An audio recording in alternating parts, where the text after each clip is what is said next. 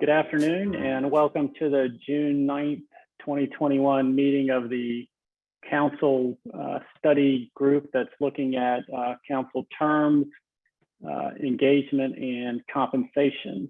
Sorry for the delay, but we appreciate everybody being patient with us. We'll go ahead and start the meeting with reviewing the June 4th, 2021 meeting minutes.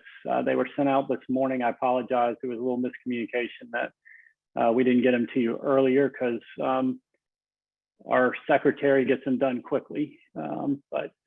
Anyway, if you've had a chance to take a look at them, are there any questions, concerns, edits, revisions? Hearing none, I will entertain a motion to approve the minutes. So moved, Nirvana. Do we have a motion to approve? Do we have a second? I'll second. Okay, we have a motion and a second. All in favor, say aye. Aye. Any opposed? I think that was a delayed aye, not a opposition to the minutes. So we'll call those approved. I'm not going to go into great detail about what we did last meeting. Essentially, we agreed on a proposed compensation adjustment for council that really was essentially averaging the highest three jurisdictions in North Carolina, and then adjusting three expense allowance categories so that we felt like council would be compensated commensurate with the time and effort they put in for essentially a fast-growing city like Raleigh relative to their peer jurisdictions. So that's where we are, and the specific recommendations are in the minutes and are available for review.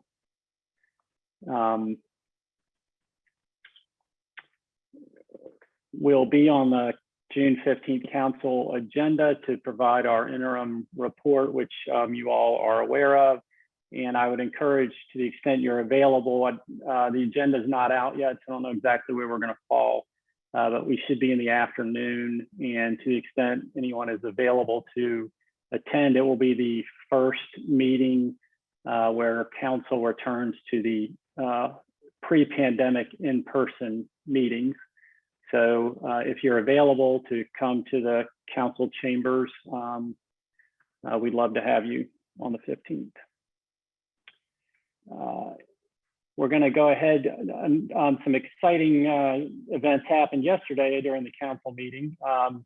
And the city attorney is going to give us an update on that, but the council decided to seek we talked about Senate Bill 722 and where that stood, and that would allow council to, it was a statewide bill, so any jurisdiction that needed to adjust their elections because of census data delays could move their elections to March of 2022.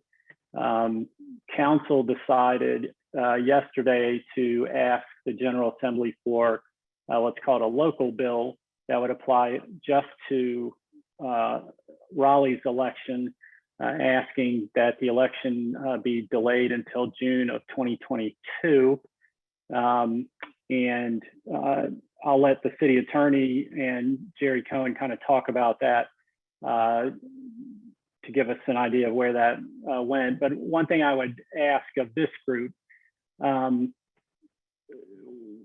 there may be differences of opinion about that and council's decision, but keep in mind with regard to our work, we are looking at, trying to improve how the city is governed for the next, 40 to 50 years.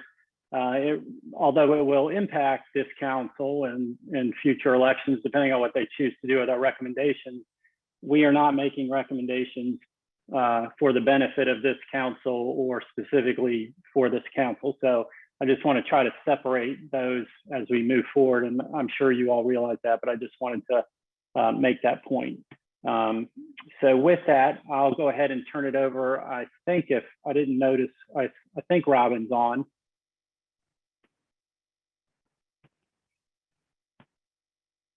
So Robin, if you want to give us kind of a. Oh, okay. She fixed it. She didn't let me, I wasn't, I didn't have control of my mute.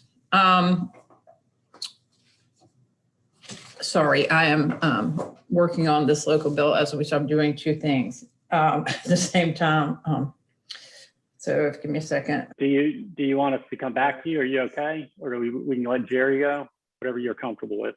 All right, you can let Jerry go. This is moving pretty fast at the General Assembly here, so let him go. Okay. Let me just say one thing is that I will say that there were really only two choices. I know there's a lot of things floating around out there, but Jerry can sort of elaborate on this. We can't just say, oh, we want to have an election in, June or or whatever, that there are dates that we're kind of stuck with. And, we saw that as either being March or November. And so that was sort of our choice. It wasn't a great desire to necessarily not pick anything in between those two, that those were really our choices. So I'll let Jerry go on, and any other questions anybody has for me, I'm glad to answer them.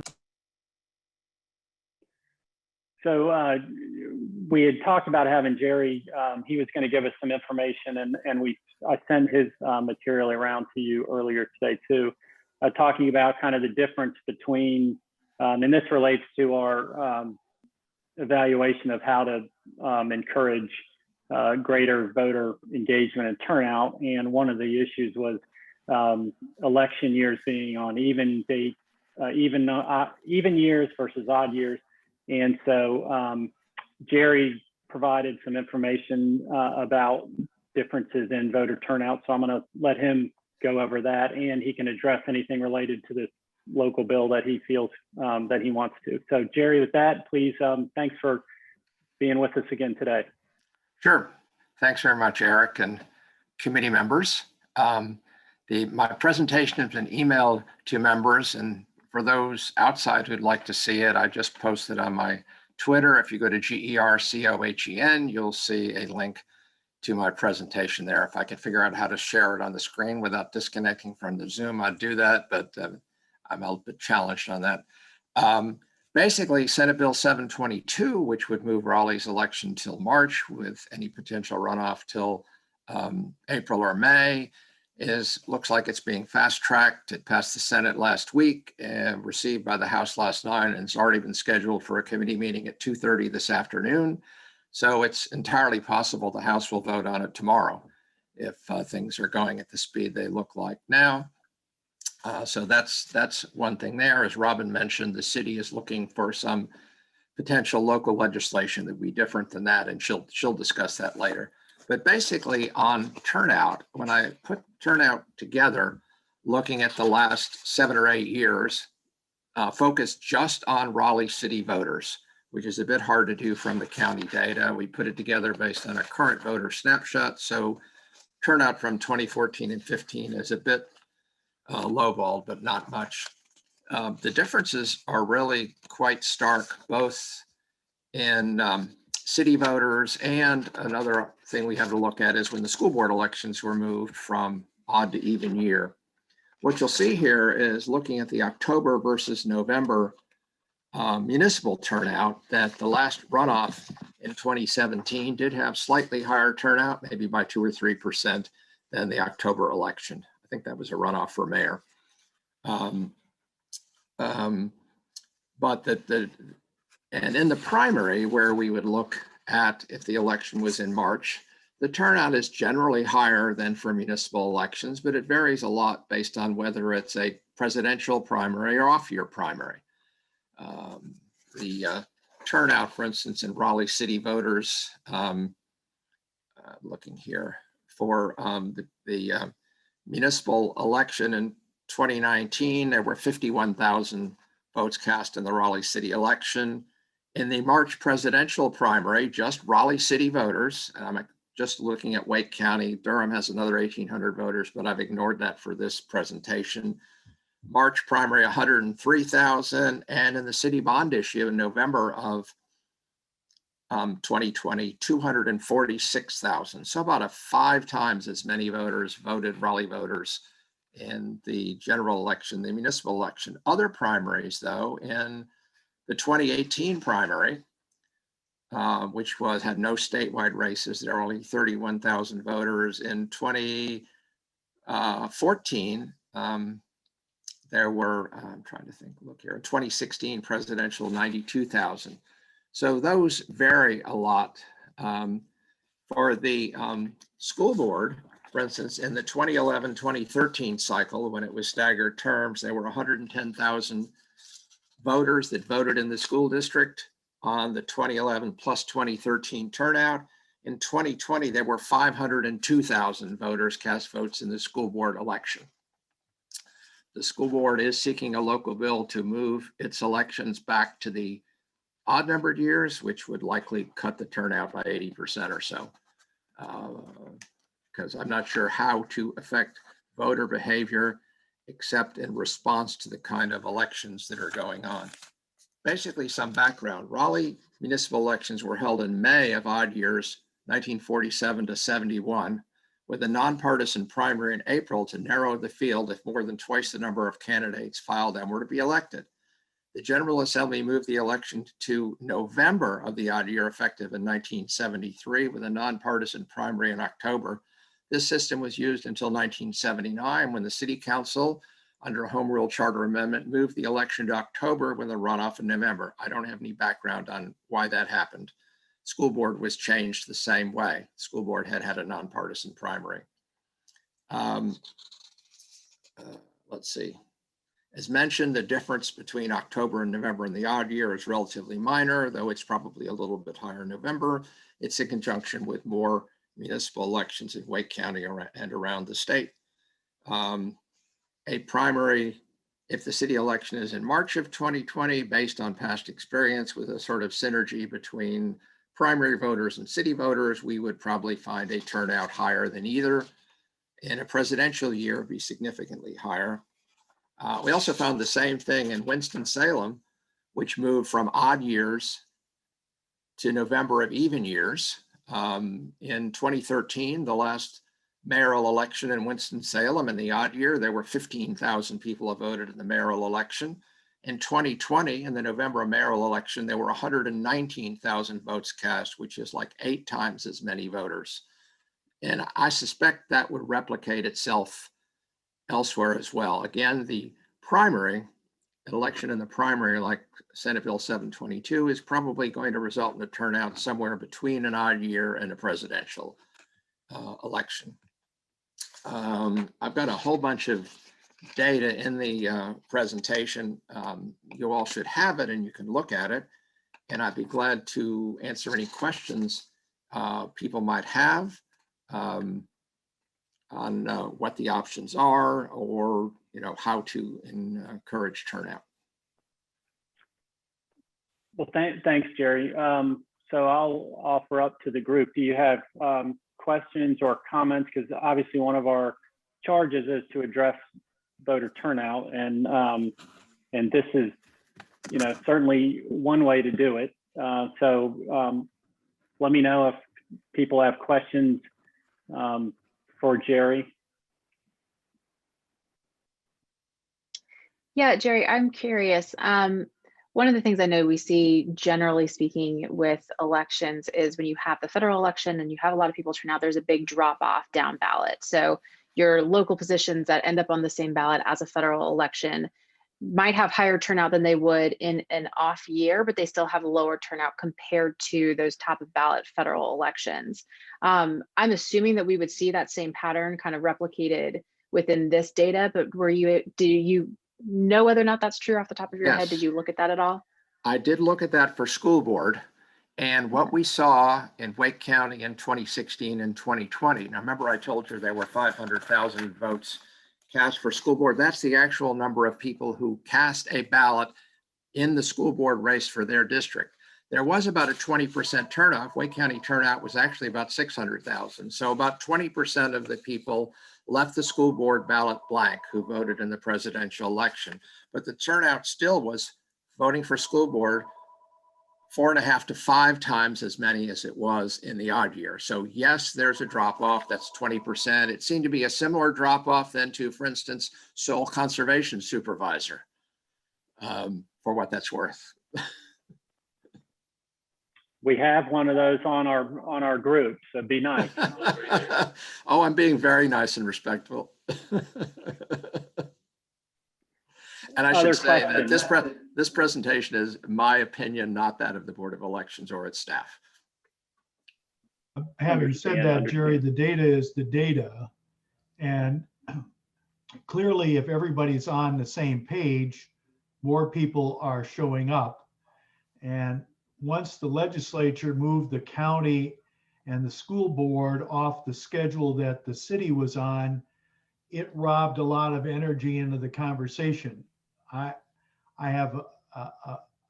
think it's good for the municipal conversation to take place where people can listen, but it is also very good for a good turnout. And so I'm clearly a five-fold increase is pretty impressive. Right, there's obviously some synergy. Back when the school board was at the same time as the Raleigh and Cary elections, then some people came out for one election and voted the other, and voted in the other, et cetera, but it's dwarfed greatly by the even year turnout. But yes, there's some synergy in that.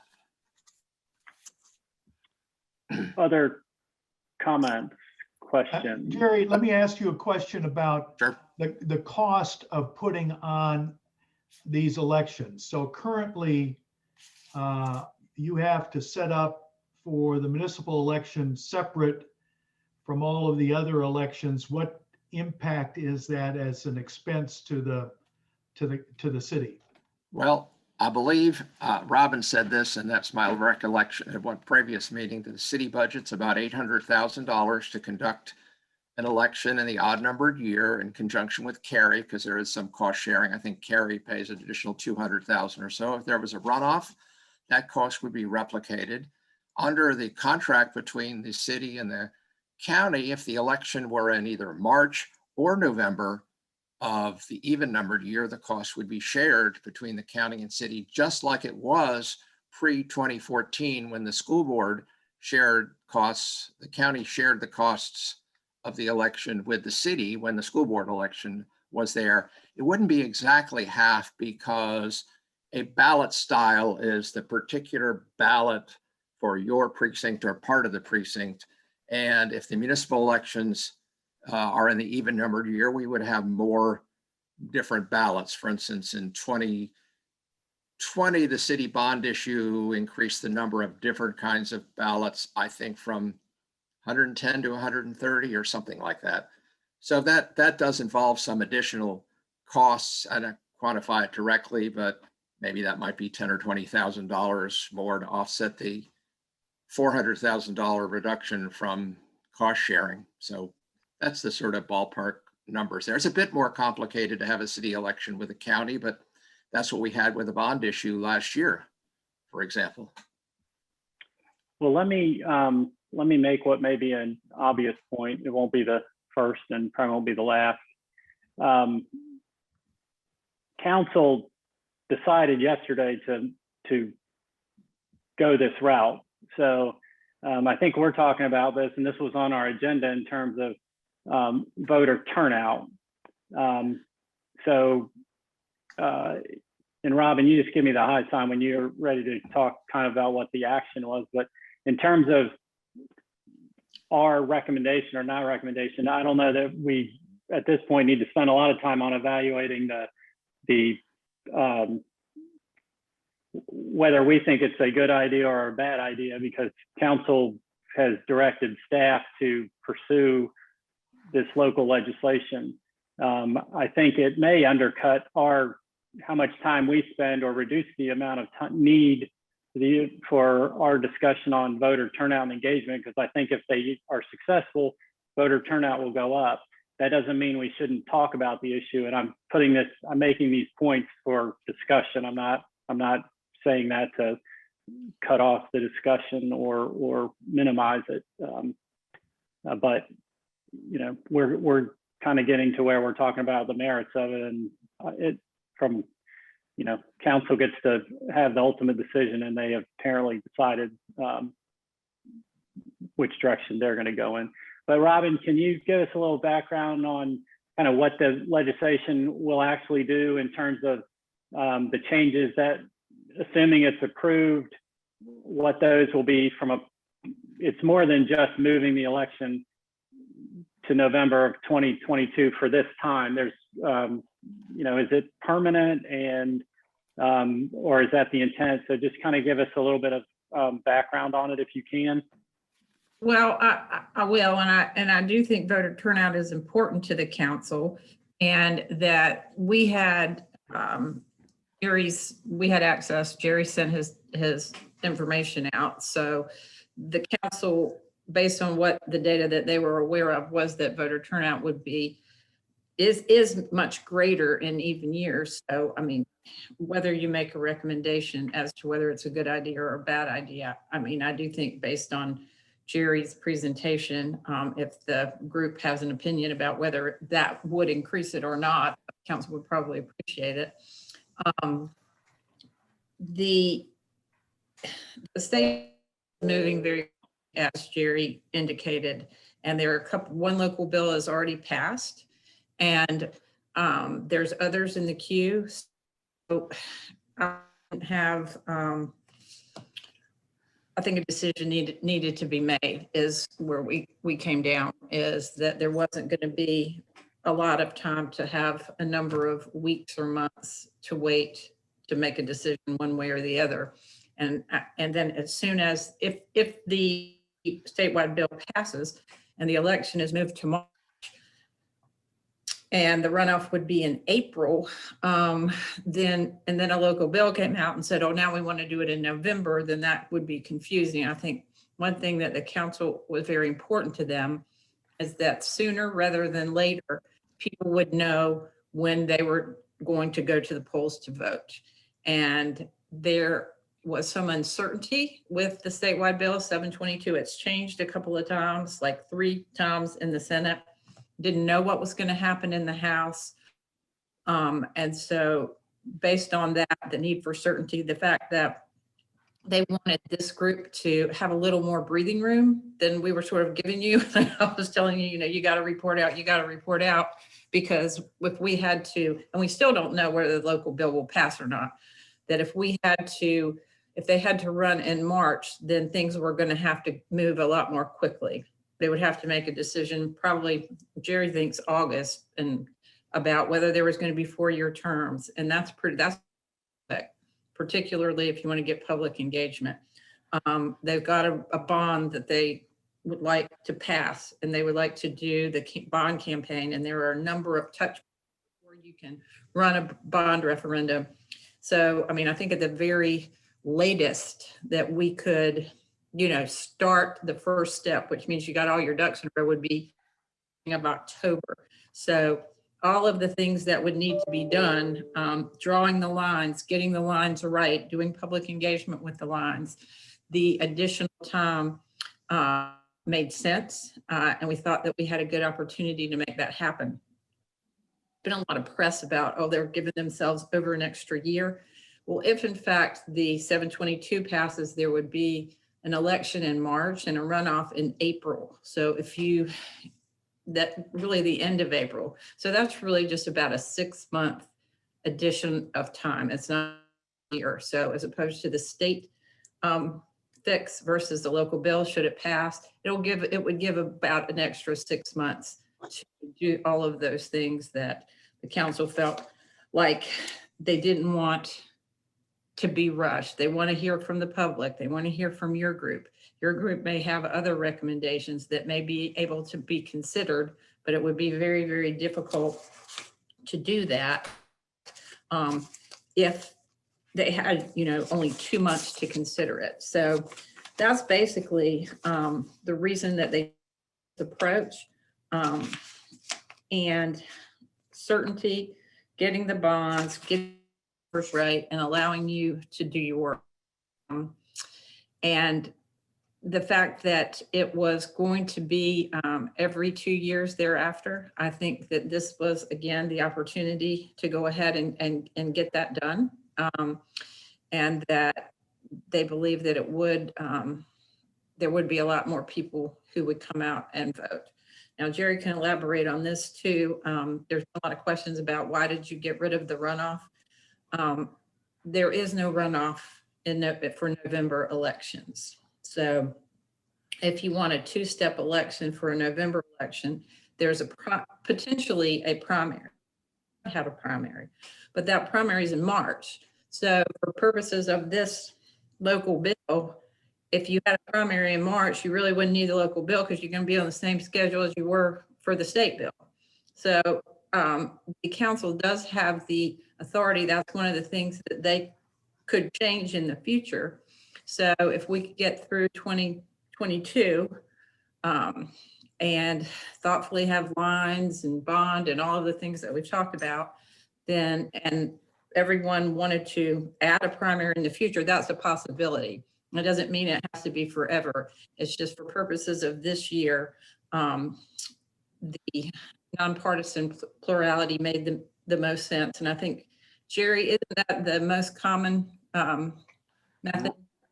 Right. There are about 30 municipalities that have even year elections. Most of them are plurality in November. All the municipalities in Stanley and Surrey County and a lot of them Buncombe. Asheville has a nonpartisan primary in March with an election in November. Mount Airy was just moved to that system yesterday, or rather last Thursday, primary in March. Winston-Salem and Lincolnton have partisan elections where they vote in the primary in March, partisan primary as opposed to nonpartisan, and then election in November. So election in the primary is the most common method of electing school boards in North Carolina. About half of them elect their school board on a nonpartisan basis in the primary. March of 22, for instance, Durham County School Board is on the ballot in March of 2022, as is Orange County. So there's a hodgepodge of anything, but election and runoff doesn't work in the even year November election. You can't have it 4 weeks earlier because absentee ballots go out at Labor Day for the general election. And if you had it 4 weeks later, the statute doesn't even allow that as a current option. But if you did, it would mean having a runoff over Thanksgiving weekend. So I'm not sure if that's particularly desirable, even if it was legal. And there's been a number of municipalities, I was going to say, in recent years that have gone to even years. When was Winston? 2016, maybe? Asheville was around 2016. Mount Airy just did it. I think all of the, Mount Airy said all of the Surrey County ones are going to even years. So it's kind of something that has been happening around the state. Is that correct, Jerry?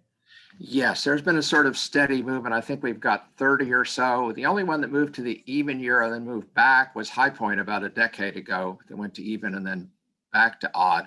But generally, the progression is toward even year elections, largely because of turnout and expense, those two different factors. And of course, there's always local political judgments, et cetera, that surprise factor into all sorts of things. Legislators have generally, there's been a general push from a lot of legislators toward even year elections. I think 94 of the 115 school board elections are in the even numbered year, or maybe 100 of the 115. Hey, Jerry, what's it's not in your information, but if you know, what's the drop off when there is a runoff? I assume there's further drop off in the non-odd year election and between the general and the runoff? Well, if you're talking about municipal, the last example in Wake County is the runoff in 2017 for mayor. I think the turnout was slightly higher in the runoff than in the first election. For statewide elections, if you're looking at a second primary, which is getting particularly rare since we have a 30% cutoff, it varies. Some years the runoff has had lower turnout than the original. Sometimes it's higher. Really depends on how controversial the particular runoff would be. You know, there could be a US Senate primary runoff in 2022. There might be some local ones. There might be none. I mean, it could be that if Raleigh was in March, that it would be there with a lot of other things. In the runoff in April, you know, Raleigh might be the only thing on the ballot, for example, or maybe not. We won't know. We won't know when the city council runoff would be, either April 26th or May 12th, until a few days after the March primary, which is annoying to election officials. We'd rather have it all standardized one particular day in advance to be able to plan polling places and stuff like that, but that's not under our control. Well, let me, Jared, go ahead. Jared, how you doing? This is Justin Sutton. Hey, Justin.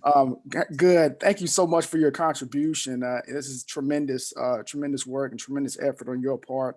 I just have I guess a personal opinion I'd offer up for consideration by the group.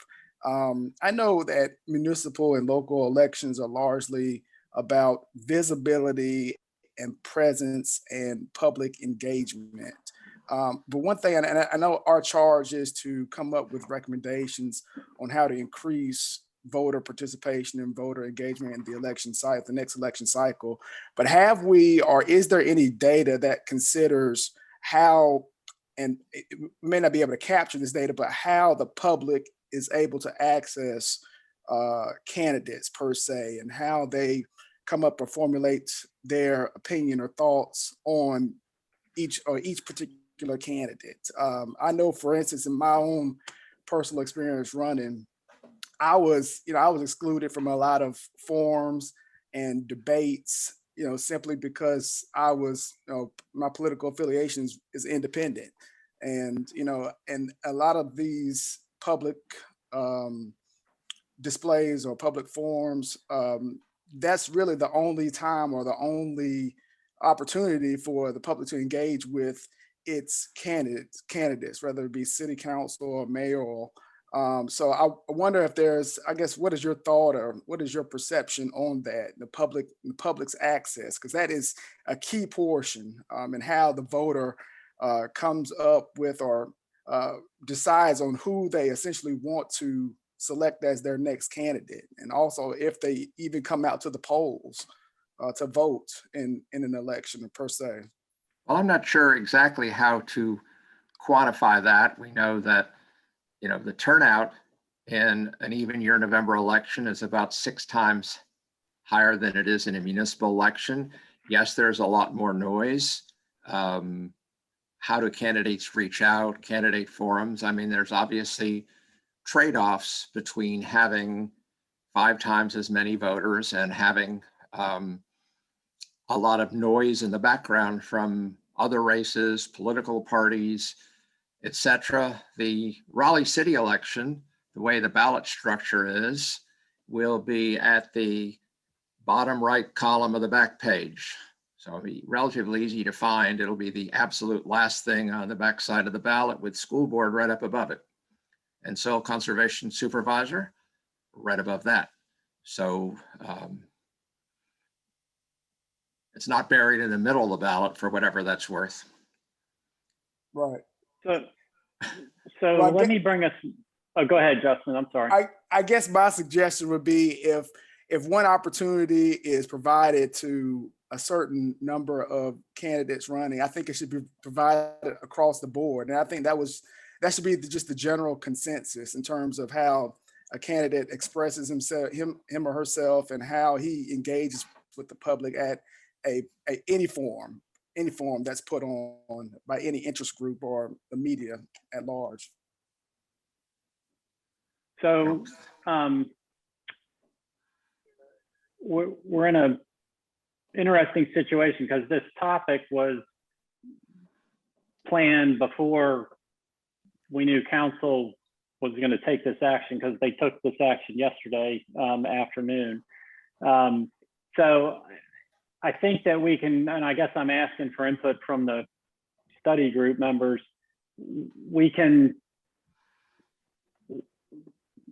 this decision to move forward has been made by council. So this bill will go to the General Assembly and presumably it'll get voted up or down.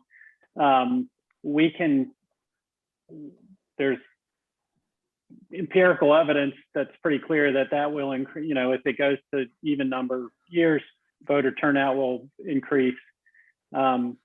We can continue talking about kind of the voter turnout. We can talk about ways to, that turnout isn't necessarily the same thing as engagement.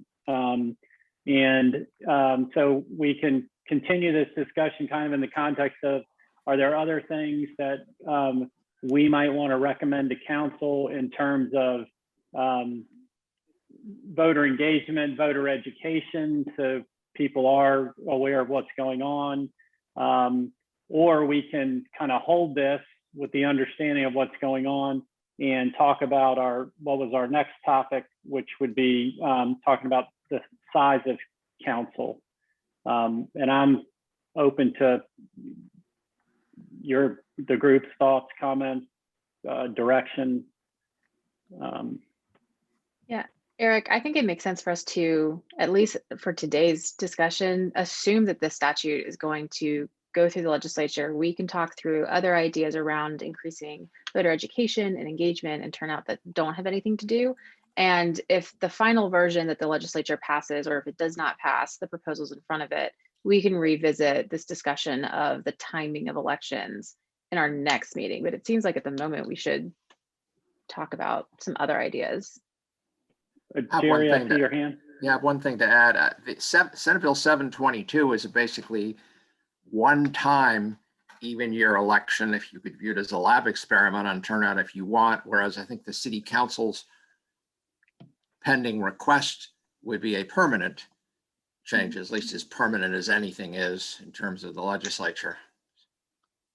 And I think to Catherine's point, whatever is going to happen fairly quickly. And so I think maybe putting a kind of a placeholder on this topic, let that play out, and then we can come back to it, because I don't see that our work overall is going to be done before that bill is acted on one way or the other. And so maybe we put a placeholder in this, start talking about our other agenda topic, and then give this bill some time to play out, and then we can figure out how to structure that further, that discussion, and it can include engagement and education of voters as well. Harvey, you got your hand up? Yes, Eric, I think our task is to determine, or they asked us, how to increase voter participation. And the strategy that they've adopted and we've identified through our conversation with Jerry seems to work, which is to place the elections on the even number years. Now, if I were in control of things, I would have the county and the school board on the same schedule with the municipalities, but I don't know that I have got that control. So if our charge is to how do we get more people to the polls and not have the election determined by an increasingly narrower group of voters, it seems to me that the strategy that they've taken by asking for this local bill is something we should endorse based on the data that we've collected. We've had this conversation before, and we've all talked about increasing voter participation. Would there be money available to try and drive up interest? But the reality is that unless you've got big issues and some momentum going, you're going to be winding up with just a few affected voters who choose to come out. So it seems to me that our answer to their question is yes, a November vote is the most likely way that you're going to increase voter participation. And I can say that today, as well as I can say it 3 weeks from now or a month. Well, my only point is that bill is pending, and it's I mean, or it will be. It's going forward. I would rather hold our conversation because theoretically, I mean, I assume that the city has a good sense of what the outcome is going to be, but it's not voted on. So, you know, they've done their decision, so we're not going to have any more impact on it. If for some reason that bill fails or the politics of it shift, then our recommendation is not going to matter because they've already, you know, in order to move it to even years, it takes a local bill. So our recommendation isn't going to make a difference in that regard. But if it failed, we still have work to do in terms of, okay, General Assembly didn't agree with the city. So now we're back to off-year elections subject to Senate Bill 722. What can we do going forward to generate voter turnout in the situation we now find ourselves in? That's my only point. Now, if folks are ready to, you know, we haven't had a full discussion of other ways to engage and inform the electorate. So I don't know that if folks are ready to endorse this and say this is the right thing and we're okay with it, I mean, that's okay with me. I'm not going to stop us, but I'm also not sure we've had a full and complete discussion of this topic beyond, yes, empirically, more people will vote if we move elections to even years. So having said that, is there sense from others how they want to handle this from our members? I would just say, I think that if what Harvey is saying is in fact the consensus of the group, that it certainly would be something council would want to hear. If it's not, then I suppose you can table it. But if that is based on Jerry's, I think that would be worth communicating. Again, I'm fine with that. Are folks, I mean, I want to hear from everybody. If folks are comfortable with, I mean, it doesn't necessarily have to be our full and complete recommendation in that regard. I mean, again, I don't think you can argue that if elections are moved to even years, more people will vote. I mean, it seems to me that's you can't debate that fact.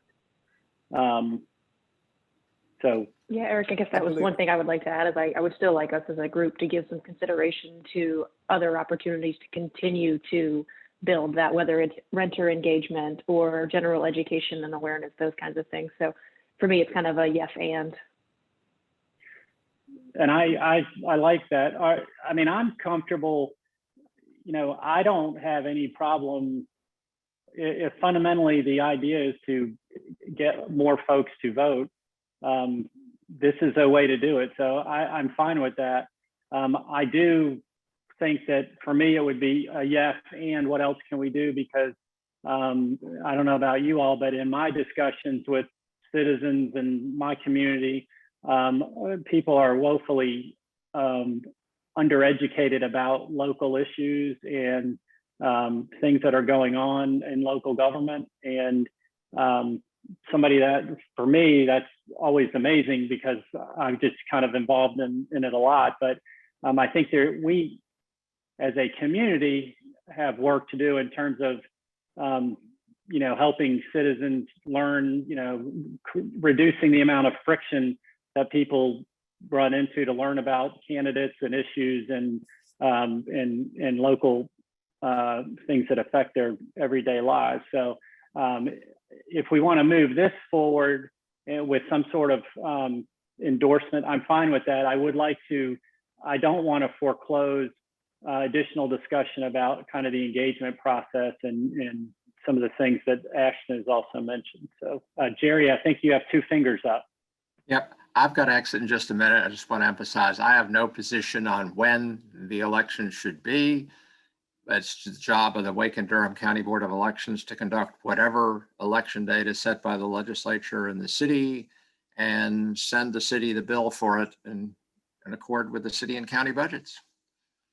Well, Jerry, we I've got a understand. question I've got a question for Jerry before you leave.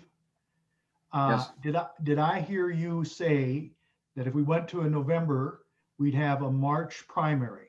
So one of the things that we would be looking at, is that correct?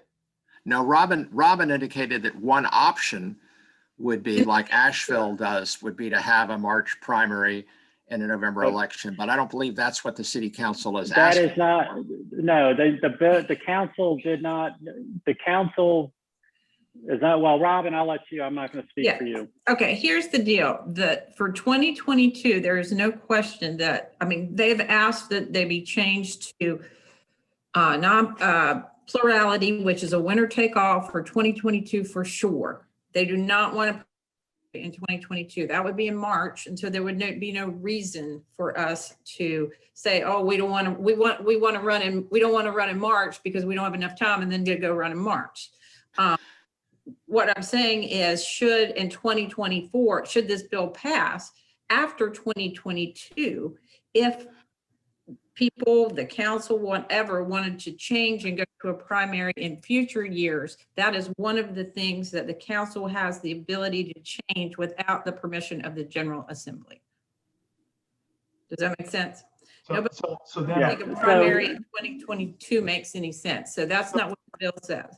so do they have, and Jerry, maybe you can answer this. Do they have flexibility on when that primary may take place? Or do they have to do it on the same time as everybody else? If a municipality chooses a nonpartisan primary method in the even numbered year, under the state law, it will be the same time as the county/state/federal primary. Which is March or May.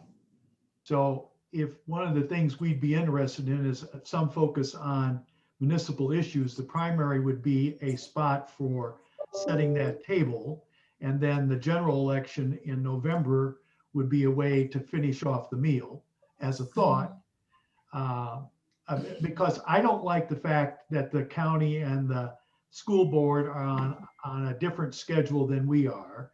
And I do think it gets more people out to have their voices heard than having the thing driven by smaller and smaller and smaller groups of voters. So that's, and if that's what council asked us, I'm comfortable with at least saying to them clearly that voters voting on the even number is going to get you more participation, and you don't have to spend a dime less. You probably a dime more. You can probably spend a dime less to make that happen. Well, we've been operating on the consensus model, and we're not going to change that now. So the question, I guess, for me would be to the group, are we, and I don't want anybody to be shy, because as I said, we're in this all together, and we're going to work through it if we're not all together. As I understand it, the local bill that's pending is going to move, and I think it's permanently, city council elections to even years. And then once that happens, the state law that allows cities to have the flexibility to make modifications within that framework to various aspects of their charters, that still applies. So things could be changed after 2022, you know, under the general state law that we're operating under now. So if folks are comfortable endorsing this effort by city council to move elections to November of even years, I'm fine calling that question with the understanding that we will still continue to discuss ways to educate voters and reach out to voters, and particular voters that may not be regular voters, regardless of overall turnout. So I'm laying that out there. I don't want to ask for a motion, but do people, if you want to weigh in, are people comfortable with that now? And if so, that's fine. If we're not, then I see people doing yeses in their check boxes. I don't know how to do that, but if people want to raise their hand, if we're comfortable doing that today, raise your hand, yes. If you want to wait for a while, then. So Justin, I haven't heard from you. So it looks like I think everybody said they're okay endorsing that effort by council to move elections to November of even years. Do we want to talk about the primary versus plurality issue? We don't need to deal with that right now, but we could. Eric, Well, I will tell you, the council hasn't even dealt with it. They haven't even thought about dealing with it. So Okay. that's Eric, really, if I I mean, we might- just need to get through this year. Okay. Harvey? I don't know that we have to, I think the question to us was, what's the, how can we increase voter participation? I think we can safely say, based on our deal, that the single best way for that to take place is by being on the same schedule as all the other elections. And I don't know that we have to endorse it as the be all end all. Like I said, if I were in charge, I'd change the system entirely. But if they're trying to get increased voter participation, my goodness, this is the obvious way when you look at a 5-6 time increase. Well, I hear you. I'm asking for, we are making recommendations. So is our recommendation, are we comfortable making a recommendation? I mean, they've got something out there. So they got a bill that's going to be filed or is filed.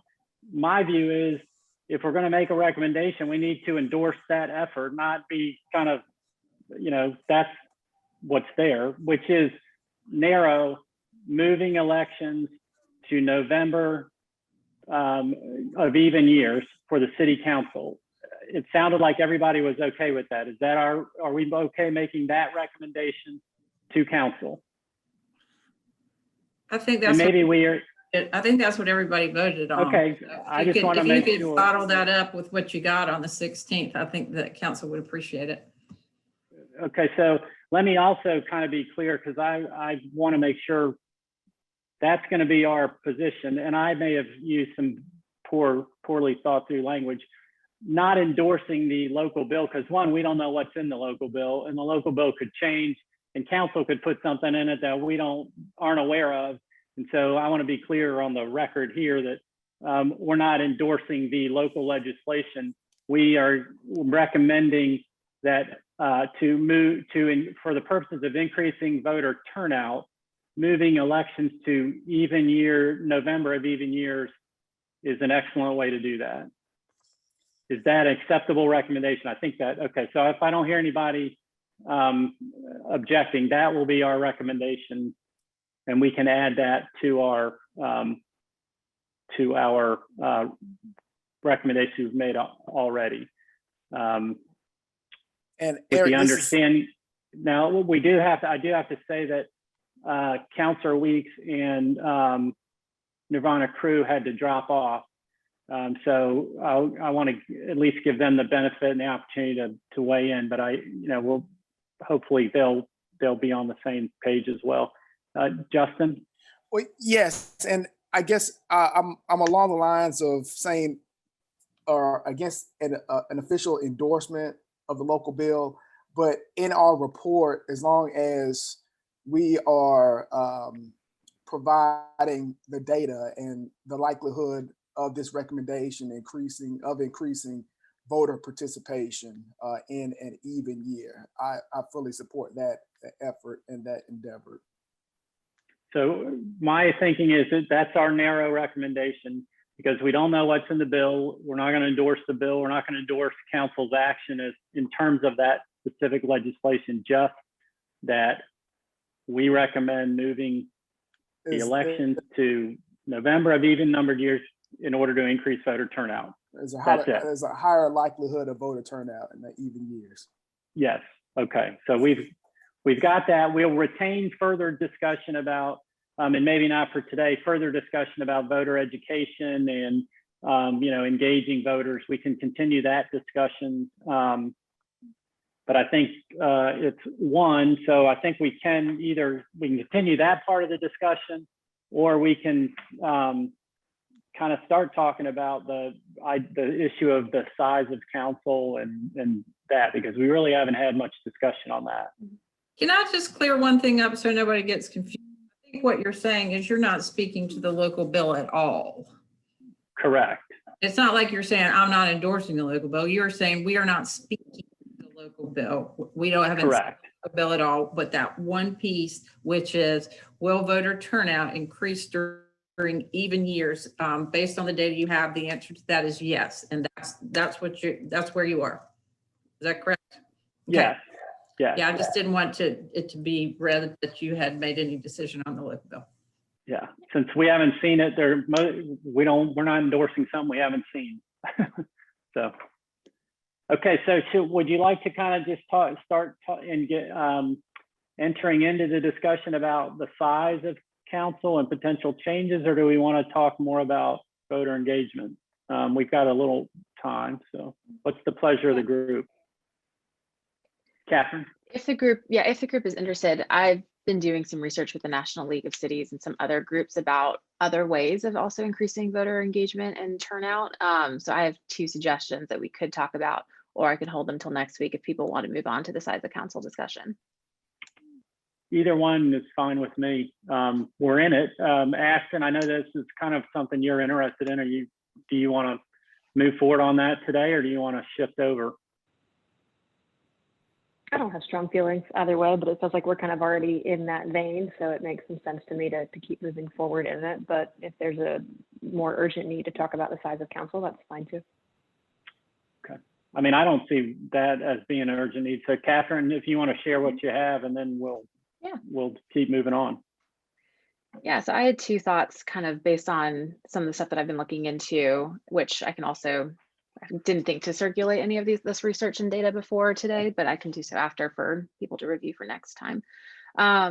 One of the things that is increasingly common in a lot of the different advocacy groups that focus on municipal governments, good governance practices, and local election voter turnout is the need for the activity of council and the city's engagement efforts to not simply be election related. So really what that means is like to have it be outside of just the 2 months that kind of precede an election.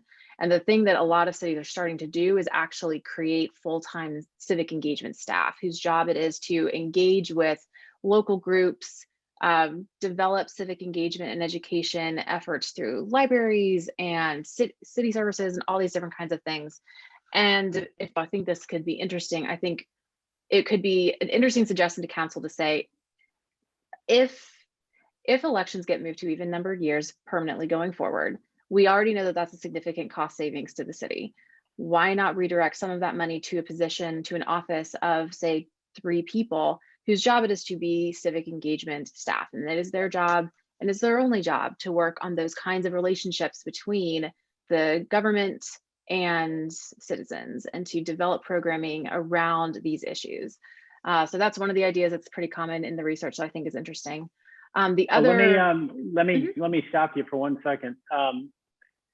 The city in this budget that they just passed, they had already created, or they were talking about creating, an office of community engagement, and they formalized it, and I think they authorized two positions. I see, and so they are moving down that road, but I don't know that they've thought as far into it as you have. So I like that idea. Maybe we can craft some, assuming the group agrees, some language about, offering suggestions and focus areas for that department, because it's in the formative stages. So now would be a great time to, say, in addition to whatever this department is intended to do, we recommend it also, address A, B, and C. And if we think they need more staffing, given the cost savings, that might be an approach too. But I didn't know if you were aware of that, so I didn't want to cut you off, but they're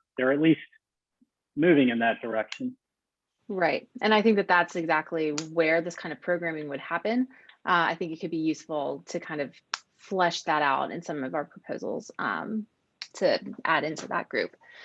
The other one thing to add there too, Catherine, is there's 3 full-time positions in the Department of Equity and Inclusion that'll be added too. So there might be some opportunity to, in our recommendations, tie all those things together.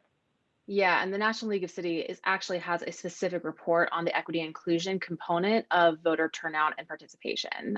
Again, like there's just some really interesting data that's being put together by some of these groups that I think we could offer up to the thought process for it all. Will you send the links? Will you send links Yes. out for that to us? I will. Mhm. Thank you. Absolutely. The other thought that I had is about the problem that we frequently have with local elections, where you have that voter drop off, right? Where people become very familiar with top of ballot, federal and statewide candidates, elections, right? But as Justin was saying, getting a higher familiarity with your local candidates, with your local issues is a challenge. Obviously, council can't do anything about what private organizations do when they throw forums and host people. But one thing that we could do would be to look at the model that the State Board of Elections used for nonpartisan judicial races for several years and mailing a voter guide to every household in the state. So what the State Board of Elections did was they had for judicial races, a voter guide in which there was no editing, there was no editorializing. They would invite a candidate statement from every single judicial candidate to send in. And then the State Board of Elections would print just those statements. So there's no endorsements. It's fully nonpartisan. Like didn't even proofread the things that were sent in. So like it was a low lift in that sense. And then that voter guide got sent to every household in the state. And I believe from what I was able to find, the State Board of Elections was able to print those voter guides for like 1/5 of a cent each. You just do it as like this mass kind of approach.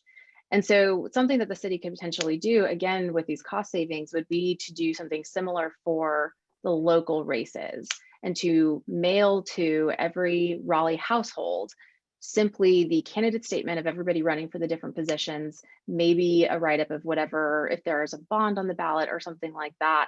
And that way you would actually have every household, so presumably every voter in Raleigh, would at least know in advance of election day, in advance of actually seeing their ballot, who's on their ballot, who's running. They would have enough time to actually do some Googling, do some research of their own and figure that out. And if you also really wanted to increase the voting for local elections, also, you could include an absentee ballot application in that voter guide, not fill it out, none of those things. You just include that particular resource. That increased a lot of people's sense of familiarity with judicial candidates, particularly people who were not lawyers.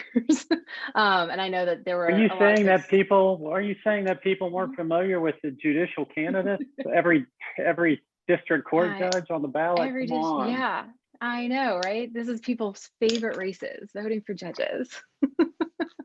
Well, Robin, all the lawyers laugh at this.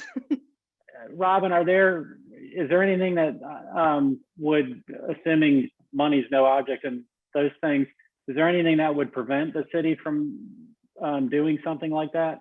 I mean, are they authorized under the statutes to do that, or maybe we need to look at that? Because I think it'd be an interesting idea, and but I don't know. I'll just ask Brandon and Janie if they know of any reason legal reason. Yeah, I just wasn't, I don't know how.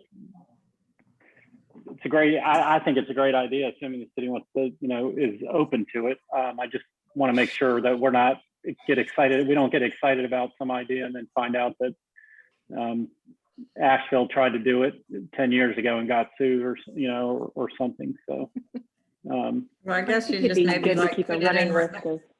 Just send us, specifically that, and we'll just take a look at it, make sure there's nothing that jumps out of it. I mean, I didn't write every single thing down, so that would be good if we get just a summary and we'll take a look at it. And I can pull the statute that guided the State Board of Elections publication of the judicial voter guide, and we could use that as a model and kind of discussions going forward. And that's not endorsing anybody. You're just talking about. No, it's not. Basically, it was just soliciting candidates to send in their own statement about themselves. Nobody on the state board side here, the city side, edits, endorses, nothing like that. Catherine, I remember seeing some typos that I was kind of shocked at. That that you're running for office. Typos.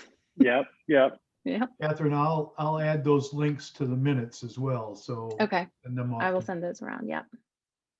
And I think visibility is an issue because, you know, I saw Justin at one of the candidate forums, and no knock on him, but if you aren't a crazy person that attends all those things, you know, I wouldn't have probably heard about him because I don't recall you doing mailers and things like that, and those get lost in the shuffle anyway. So, Yeah. you know, that kind of approach at least gives everybody, not on equal footing, but at least it gets them all up the first step, so to speak, you know, in an election. Ashton, I think I cut you off. I'm sorry.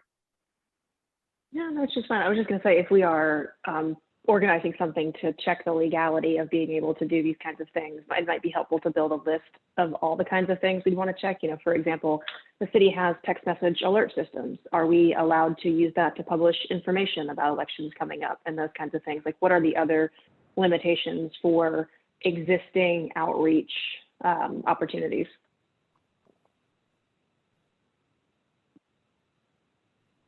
And if I think, yeah, I guess the other way to ask that question is, I mean, I assume if the concept that Catherine has laid out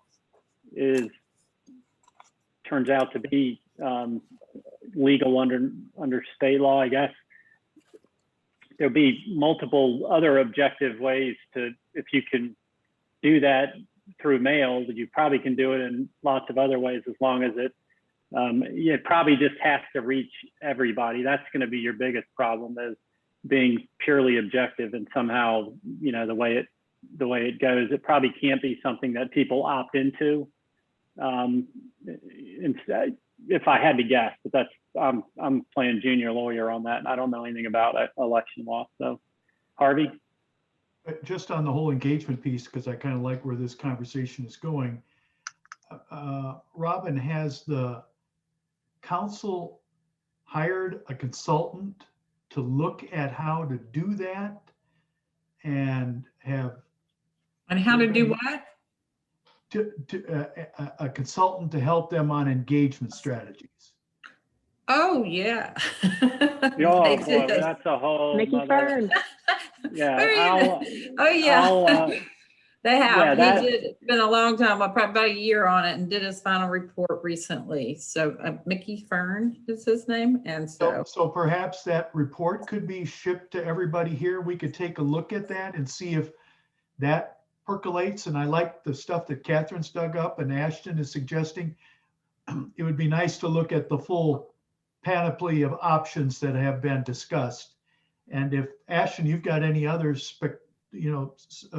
particular ones that you've picked up somewhere along the line, let's get those into the queue, and then we can sort of see what makes sense. Yeah, and sending us links that can easily be included, because when we post the minutes of these meetings, those staff makes those links hot, so citizens will also be able to easily access anything that we're looking at as well.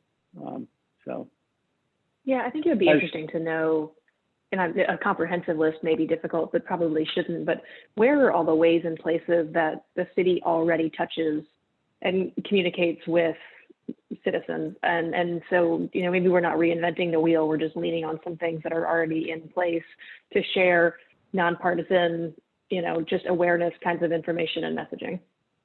could we, Robin, could we ask, is it Damien maybe if he's willing to come to our next meeting? Or it might be Damien, it might be Linda Jones. I mean, I think that's probably we probably need to reach out to Lou and explain, you know, what you want, because the city is constantly engaged on all sorts of front. I mean, Damien's like the communications person, but they're all, you know, getting information to neighborhoods and groups and all sorts of things that are going on. And I think Lou could probably coordinate who the people are that would be best to report what's already going on. Would the group like to maybe have the appropriate people come to the next meeting and spend 10 or 15, 20 minutes kind of talking about that? Because they've obviously, the folks that have struggled with it, they might be kind of to Ashton's point, saying, yeah, you'd think that was a good idea, but here's why it's a total waste of time, and then other things we may not have thought of. So if we can arrange that, would that be worth looking into for our next meeting? I'd be interested Okay. in that. Also, if it were possible, even if it's just their kind of anecdotal response, be interested in knowing the reach and of some of those outlets already. One thing I do want to be cautious of is to lean on Mickey Fern's analogy, making sure that we're not targeting green people with green people messaging and continuing to reinforce this idea of who's involved. The people who are signed up for text message alerts, the people who get email notifications are already the people who are tuned in. And so how are we expanding our reach? So it'd be good to have a sense of where those communications go. Yeah, that's a good point, because a lot of times people that are engaged, and they're the last people you need to actually engage further with. And so I know the city's has made and is making a much bigger effort to reach out to renters, because in terms of land use decisions, everything was oriented towards property owners. And by definition, renters aren't property owners. And so I know they've been trying to engage more with those folks in the city. We've already changed the UDO to include notice to renters. Yes, yeah. And so I know that's been an issue. Other things so the things I'm hearing are, we've got some information that people are going to send, we're going to share, get in the minutes. I'll talk to Lou to see who the right staff folks are that kind of do engagement, communication, and arrange to see if we can have them come to our next meeting to give us some insight. And we'll continue this discussion next time. Are there other things you'd like us to look at? And we still have time. I'm not trying to end the meeting. Other specific tasks that would be helpful. I'd be interested in knowing about language translation services as well, and just sort of what the language makeup is across the city. If we're doing a guide like Catherine talked about, something like that, do we need to also account for translation into one language or two language or 5 languages, something like that? And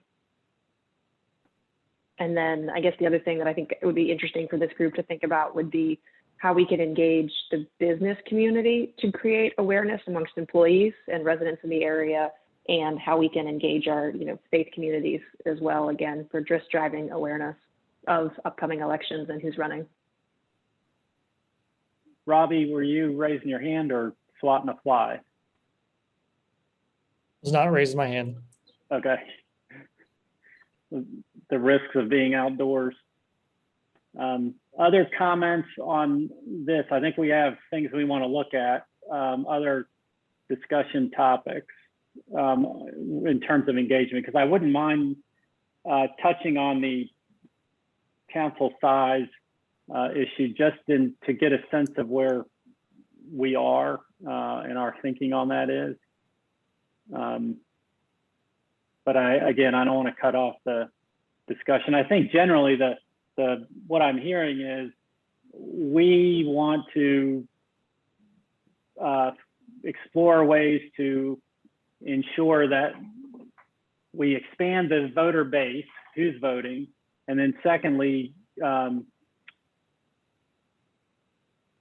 provide more information to capture people that might not regularly vote, and figure out how to engage those folks and get them engaged, and just also basic awareness and education of everyone that votes, because I know that I'm always shocked. I know a lot of people that make every effort to vote, but they don't necessarily, they're not as aware of actually what they're voting for, as at least personally I would like them to be, and I don't know about others, but and it's hard if you don't know, how to figure out what's, in a bond package, and lesser known candidates that aren't necessarily well financed, to try to make sure that people at least have some exposure to all of their options. So I think that we have plenty to look at and work on. All right, so let's just turn for a little bit for folks to just kind of share their general thoughts on. Today we have a council of 8. It's been that way since I think 72. Is that right? I can't remember what the. It's been an even number. We can go as high as, and I asked Robin, we can have 12 council members and a mayor, so it can be 13, or is it's 11 plus a mayor? So the mayor is the council consists of the council members and the mayor. Okay, the statute was a little unclear to me. So we can, and I'm not suggesting this at all, but you could add, we can go as high as 12. We have 8 today, that's 4. I will mention that Durham, I think 10 or 15 years ago, reduced the number of counselors they had. They had a similar process to what we're going through, and they had reduced the number. And I don't remember, I think it was the full 12, and they reduced it to whatever our spreadsheet shows they have today. But I'm just interested in other people's thoughts on our size relative to the data we have, and what other folks think about it. I'll start. I think for me, the number one priority, if changing the size of council, would be to get an odd number so that you don't have the possibility of a tie. Of course, there's lots of ways you could do that, I suppose. The simplest way to do it would be to add 1 at-large member. I'm not married to that option, but that would be my priority, would be to see that we have an odd number of people on council. Other thoughts and comments? I'm sorry, I'm pulling up the spreadsheet so I can look.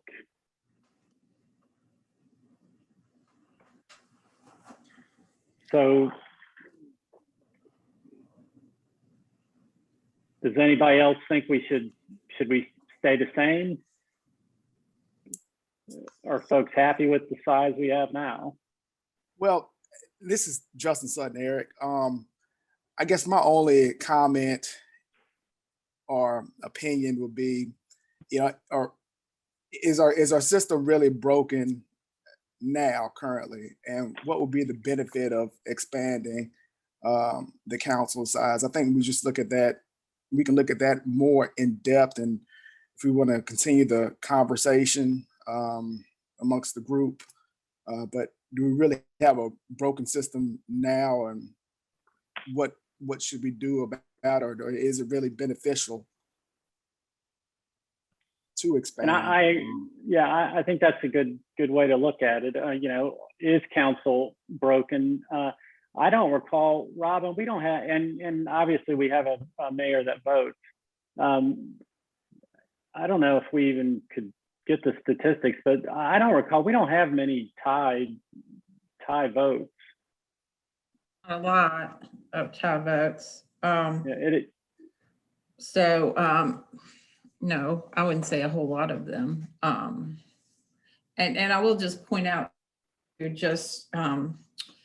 that under 168-101, there's different. I'm just saying that sorry, they're texting me to death from the general assembly. The 12 council members, you can actually one form, and some cities I've represented have done that. They pick the council picks the mayor from themselves. So that's just further, sort of proof that the 12 is the number, because you can pick the mayor from within that. But there are not a lot of ties. I think there are people who think that having an even number has certain advantages, and obviously there's an advantages to having a, because you never have a tie. So anyway, but it's not been you haven't noted it to be a significant stumbling block to getting things done, to the extent, I know I'm putting you on the spot. It just depends on who's on the council. Right now, I would No, in years past, there've been a number of tie votes, I mean, I'm thinking, the councils. Yeah, last council. But the last council tied, okay. Yeah, you're right. Yeah. So it just depends on the makeup. So if you go to odd, you certainly solve that every time. So I have to jump off for a minute. Brendan, can you fill in for me for a little bit there? Well, we appreciate, I know you're busy, so thank you for your time. I'm just going to turn my camera and my sound off. I'll be back, but Brendan, yep, can jump on. I'll be here, but I just got to deal with a couple other things. Okay, thank you. Brandon. Good work, Brandon. I was afraid you weren't going to respond. Oh, thank you. I think I think this also, the size and the makeup goes to one of our points we talked about, relevant points in terms of the 4 years and the staggering is, what do we want this council, not this one, but Raleigh's council to be focused on in terms of, planning for the future. And Diana, your hand is raised. Do you want to add? I can't see your face, but. Yes, I'm here. Hey, what did you want to add? Sorry. Yeah, my concern, what really has gotten me engaged in this and want to be engaged in this is mainly because of District C. District C is growing so fast and so big that one council person, I think it's a lot of responsibility on that one person. I know we spoke about it earlier on and, looking at maybe the districts has to be, split up. I don't know, but that is one thing that I would like to start out conversation with is adding more, especially around the District C district, if that makes sense. Well, as I understand the law, when the census data is finally here, all districts have to be rebalanced and they have to all have populations within 5% of each other. That's correct, Brandon? So, and I know that there's a sense, we all have a sense that some of these districts have, some have grown tremendously and are certainly don't fall within that 5% margin of error any longer. But they will all, regardless of what we recommend, the districts get rebalanced every 10 years, and that's what is going to happen, and they'll have to be within 5%. So while certainly District C has grown, everybody will be back to the same place after the rebalancing occurs. The question and the point that I think that I was trying to make was once we do that, at least for me, this is a question of what do I want the council to focus on and the incentives to be. And I think that it goes back to what we talked about with the 4-year term. I want council to really be taking and have the incentive to take the big picture strategic approach. Where are we looking for the entire city to grow and move? And what I find, the nature of district representatives is, a large land use case or the city putting a particular type of project of, where are they going to park their trash trucks, those types of things, where are they going to invest money?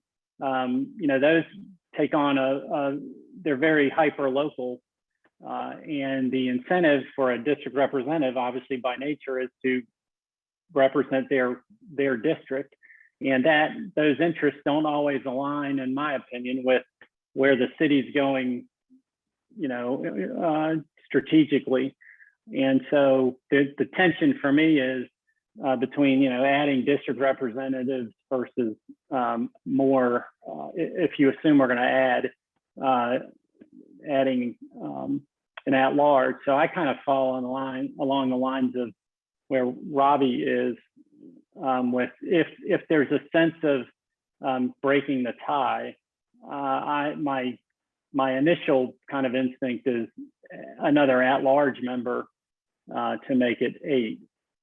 But again, that's just kind of my gut reaction, and I would encourage everyone to look back at the spreadsheet data, because when you think about if you add another district, I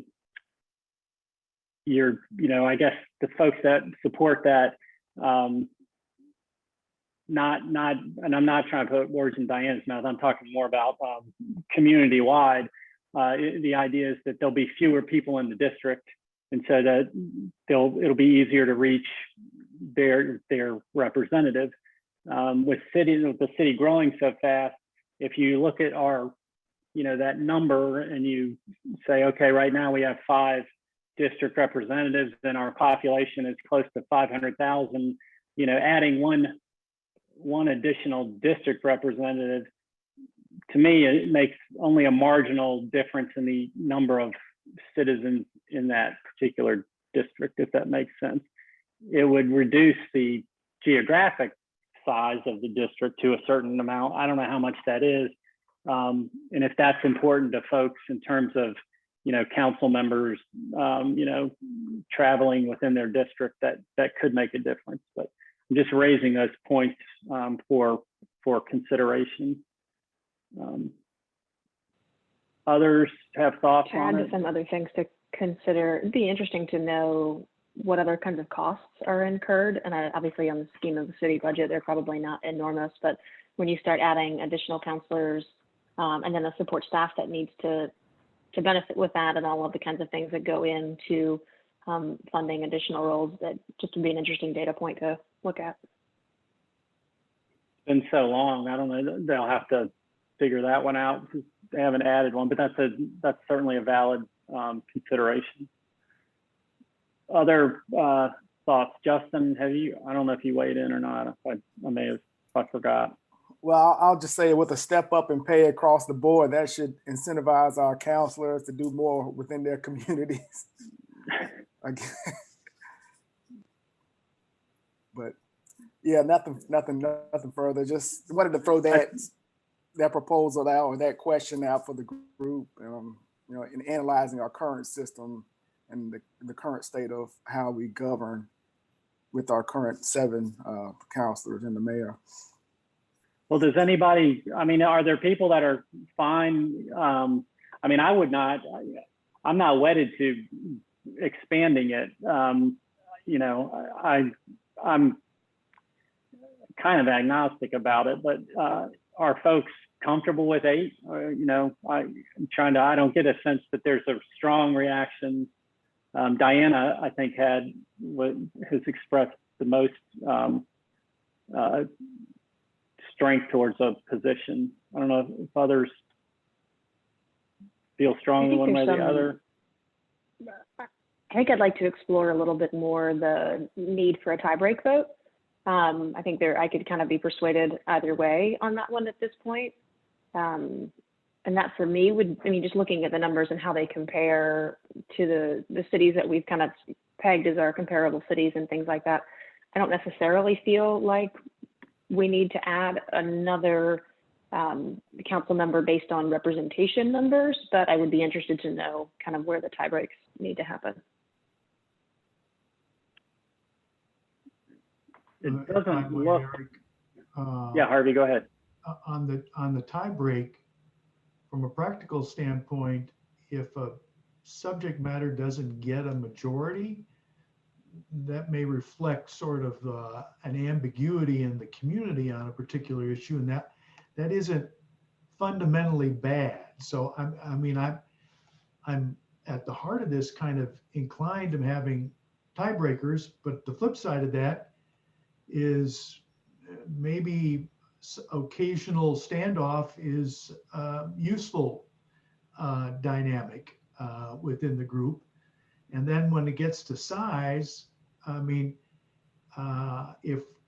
we're going to go odd, I would lean towards at large rather than another district representative. And if people felt strongly about a district representative, now I'm up to 10 because I would want to have another at-large representative there to sort of balance out that conversation in terms of what the big picture issues.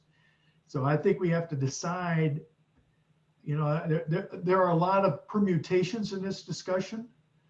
And we may need more than the back end of this meeting to sort of get through all of that. But at least we're getting the stuff on the table. Yeah, and I was not suggesting that today we try to make any sort of decisions. One, you know, and the other thing to just keep in the back of our minds as we do this, we may get to a point, and it's okay, that we say we couldn't reach consensus on this, and there were a variety of opinions.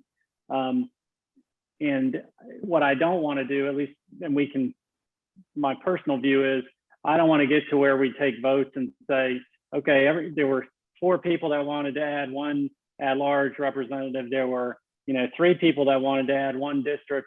My preference would be either that we decide as a group, you know, this is the size we recommend to council, and this is within that how we think it should be broken down at-large versus district, or we report out, you know, there were numerous discussions and we considered numerous approaches, and the 10 of us were not able to reach consensus on an approach. And, you know, so again, I'm not suggesting that either, but that would not be, I wouldn't perceive that to be a failure of our, you know, on our part either, if that's where we end up, because there are so many different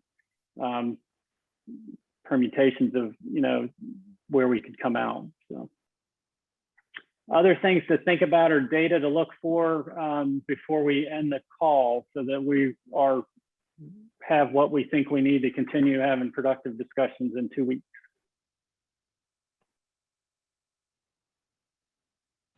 Harvey, do you think you got enough clarity for the list items we need, and you and I can confer on that? And if we have questions for other members, when we make the ask to staff, we'll reach out directly. Yeah, I feel comfortable with what we've got on this particular subject. If somebody has a burning sense of what they'd like to see, maybe they want to present a proposal in some way for us to consider. But I have, at this point, I've got a great deal of there's a term for not really giving a strong, I don't have a strong opinion. You're agnostic. Agnostic, that'll work. I think I have others, but nonetheless, that'll work. I got a couple too, but. So if there's a proposal that somebody want to put forward, that might be useful to take a look at before showtime. Otherwise, I think we can walk around the room on this a number of more times. On the stuff that we got today, if everybody gets me, and Catherine's already sent me some links, and if Robin digs up some of that stuff, we get that circulated, I think we're in good shape on that section of the conversation. So, and I agree, you know, if folks do have specific approaches that they want us to consider, you know, bring those to the table next time, and we'll work through them, because yes, this has just got kind of a octopus, and it's got lots of arms, and we can nibble around on all of them, but we may not ever be able to kind of bring it to one point. So thank you for, yep, Ashton, you're on mute. You're muted, I think. Thank you. Is my memory correct in that Raleigh prior to the 1970s was all at-large council members? And in that shift in the 70s is when districts were put into place, largely to ensure accurate representation from each region of the city. That might have been trying to look. Early reports to us. I don't recall. I'm here. I'm looking at Jerry's earlier information. There can be an even or odd number. The Raleigh Council was 7 members from 1947 to 1972. So, Okay, I'll do some Googling. I thought, I have a memory somewhere that in districts were introduced in the 70s, but I can confirm that myself. yeah, I don't have it right in front of me. It may be in there, but I can't No big see deal. it. Anything else? All right, well, I will look forward to seeing everybody in Harvey. We were working to get the interim report done. We're going to get something before council. We can go back to every other week and we're good in terms of timing on the rest of this conversation. I think so. I mean, we stick with the 2 weeks. I think it sounds like we have time. I don't want to backslide on that because I would like, and spread out the meetings since we're kind of in a rhythm. But I don't think we need any special meetings to move this along unless people feel the need to do that. Unless I hear anything else, I'm going to call this meeting to a close. I appreciate everybody's time and again, commitment to keeping us moving forward. Thank Thanks, you. Eric. Bye-bye. Thanks. Thank you, Eric.